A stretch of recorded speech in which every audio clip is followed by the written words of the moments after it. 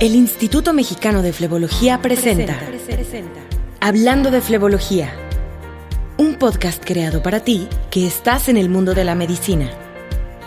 Historias, entrevistas, análisis, debates y reflexiones sobre flebología. Todos los miércoles por Apple Podcast, Spotify y YouTube.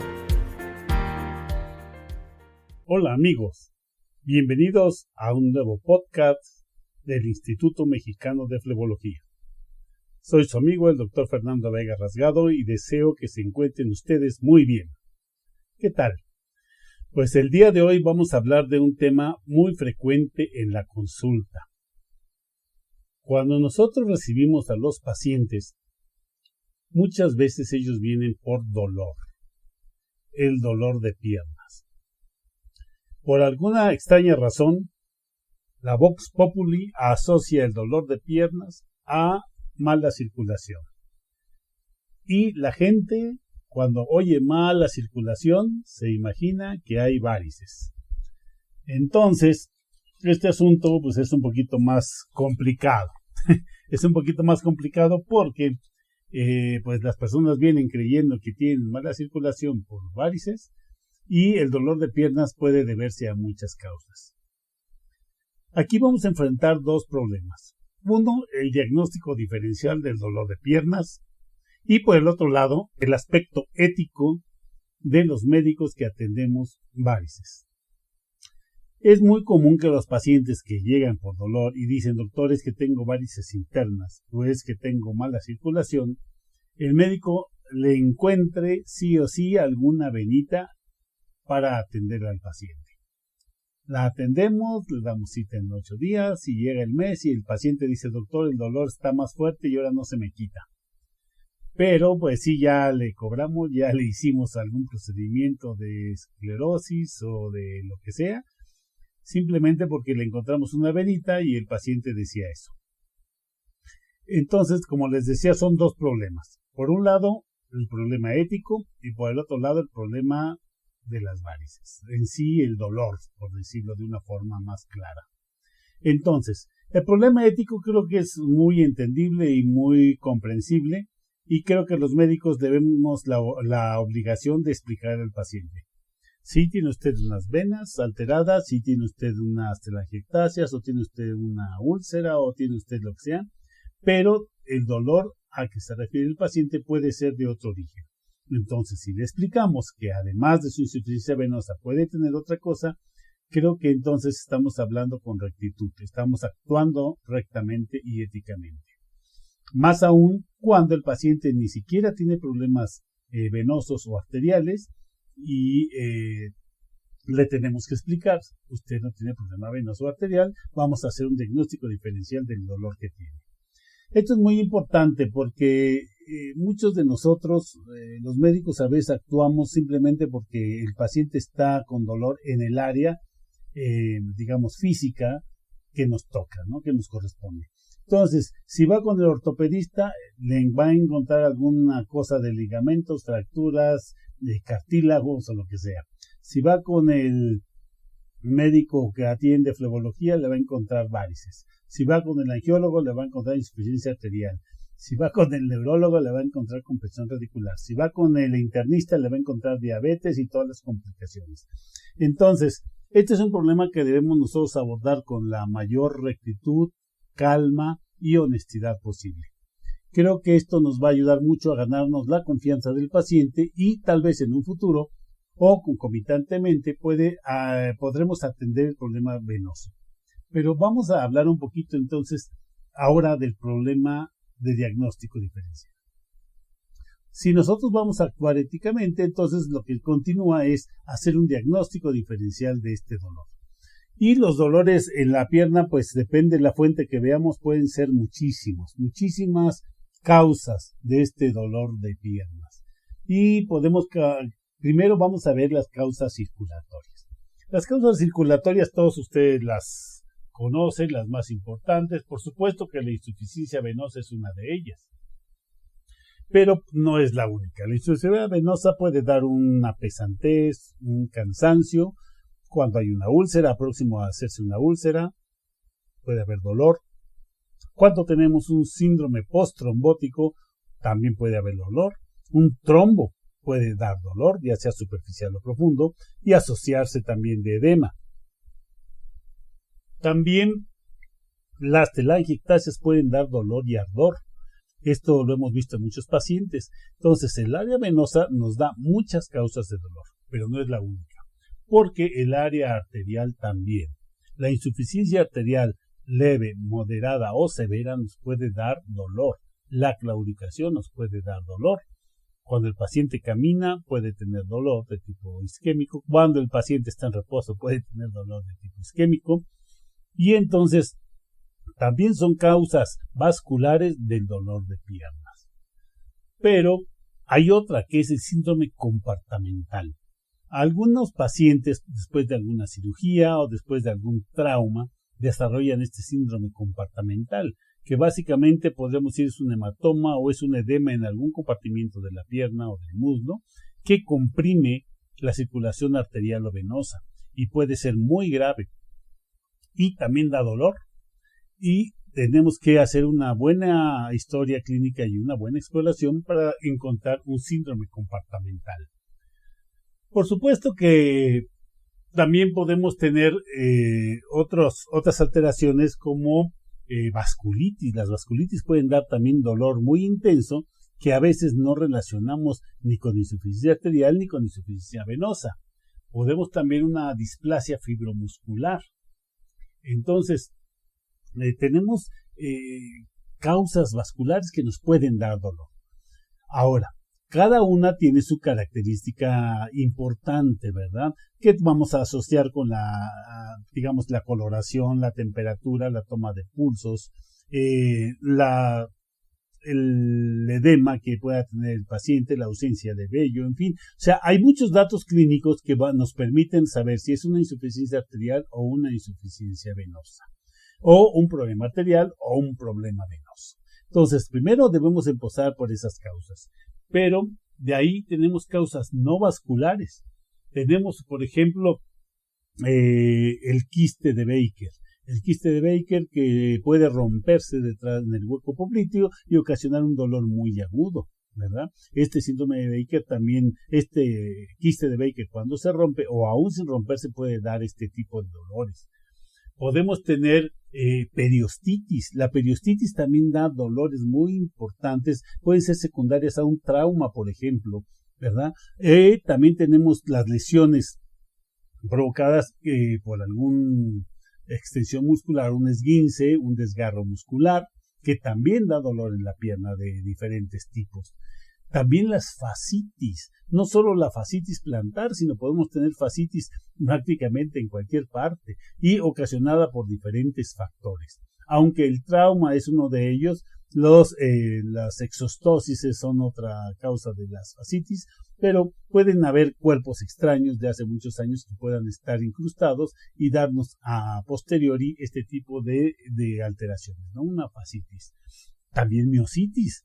Pacientes que ocurren con inflamación del músculo por causas muy específicas. Por supuesto, el cáncer, los miosarcomas también se descubren a veces no solo por la tumoración, sino por el dolor. Entonces, también tenemos que considerar este tipo de enfermedades, ¿verdad? También las fracturas. Hay pacientes que tienen una fractura,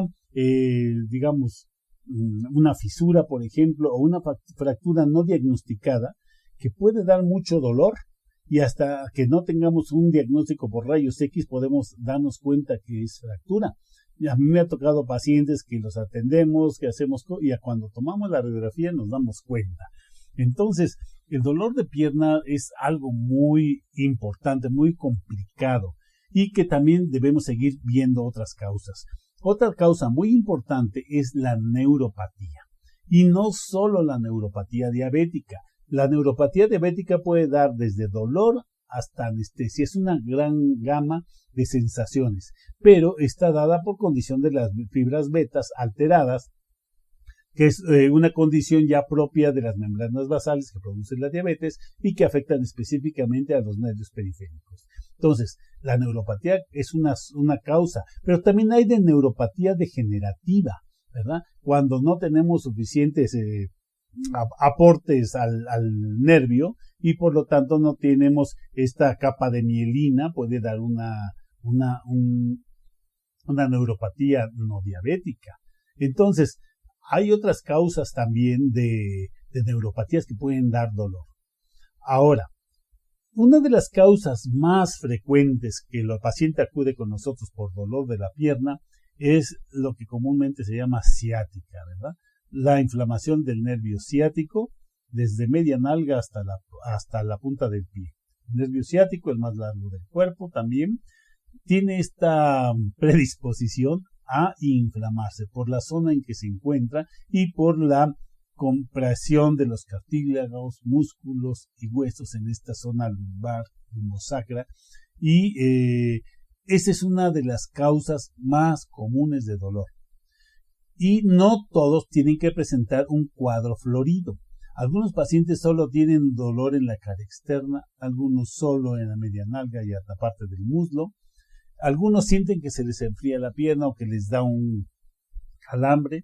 Entonces, la ciática tiene muchas manifestaciones, pero no solo la ciática como tal, sino compresión radicular. La compresión radicular, ya sea una medular por hernia de disco o por osteofitos o en la salida de los nervios periféricos a la salida de la columna vertebral, de las vértebras, donde puede haber también osteofitos y lipomas, y que la contractura muscular de la espalda cuando un paciente está con una escoliosis o con una tensión muscular muy severa, puede ocasionar un dolor de tipo radicular.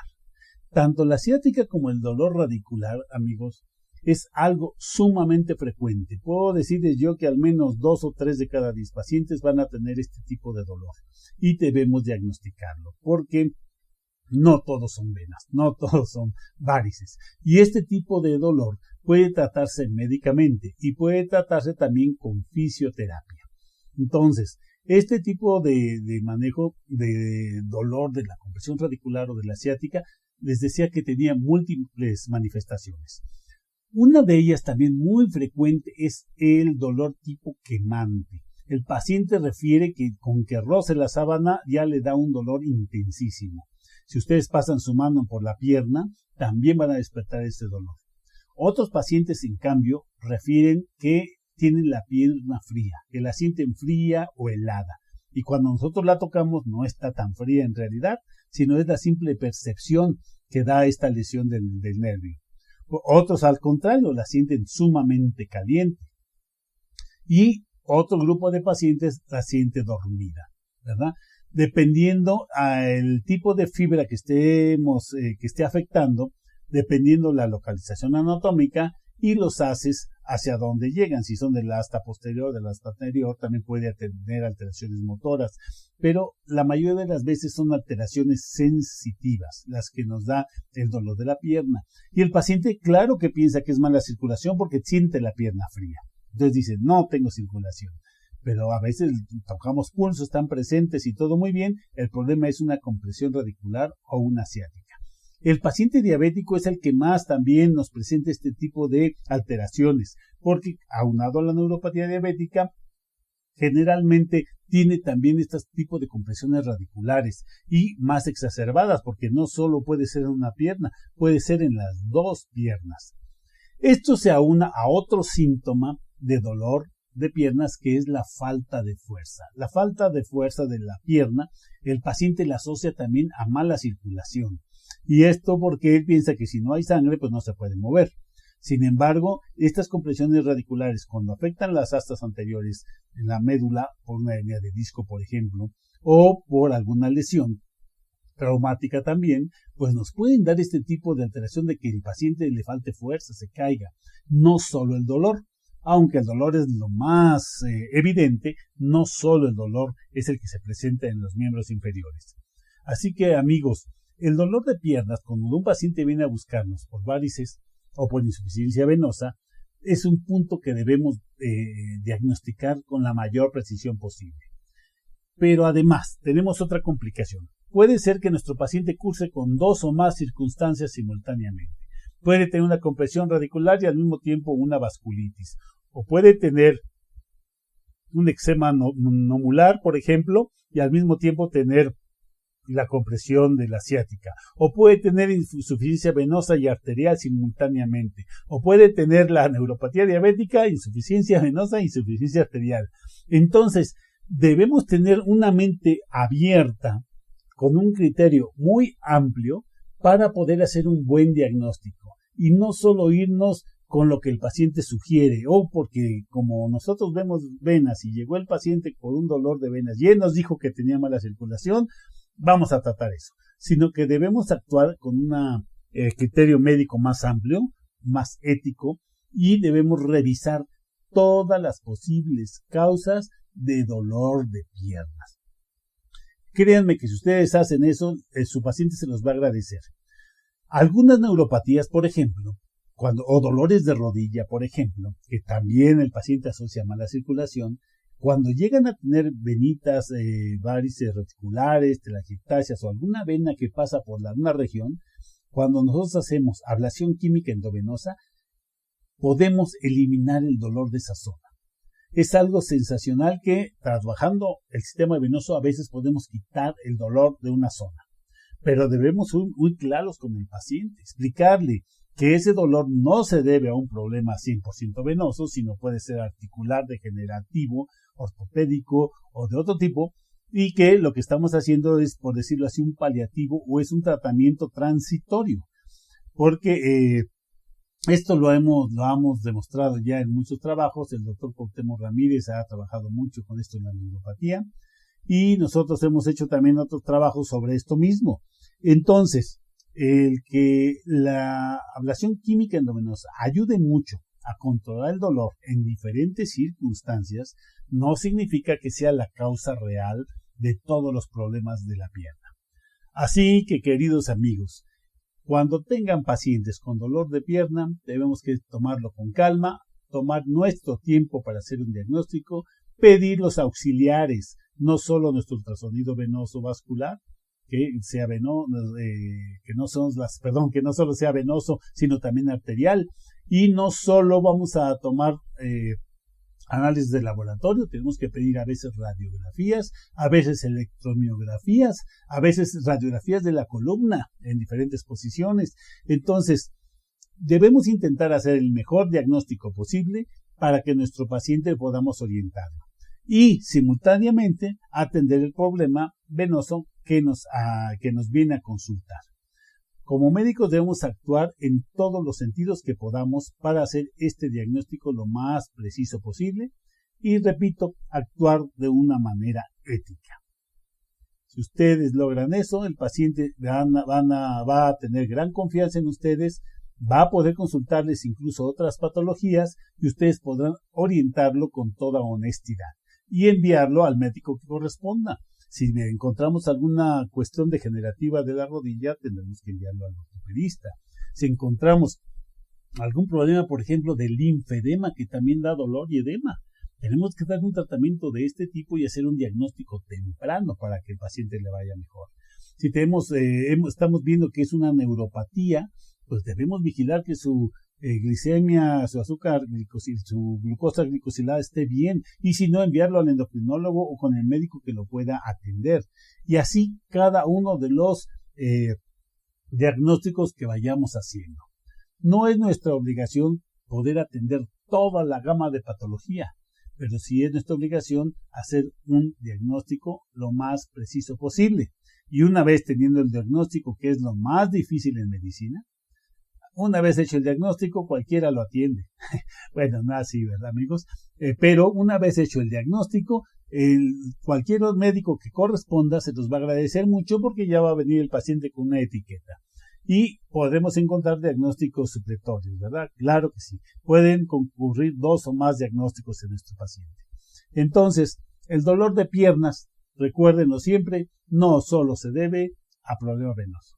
Y aunque el paciente nos diga que viene por mala circulación, es nuestra responsabilidad revisar no solo la vena, la arteria y el linfático, sino revisar todos los otros sistemas para verificar la causa real de ese dolor. Amigos, espero que esta plática del día de hoy les haya sido interesante, espero que les ayude en su práctica clínica diaria y pues no me queda más que despedirles. Desde el Instituto Mexicano de Flebología, su amigo el doctor Fernando Vega. Hasta pronto y que sean felices. Hablando de Flebología Podcast. Todos los miércoles por Apple Podcast, Spotify y YouTube. Presentó el Instituto Mexicano de Flebología.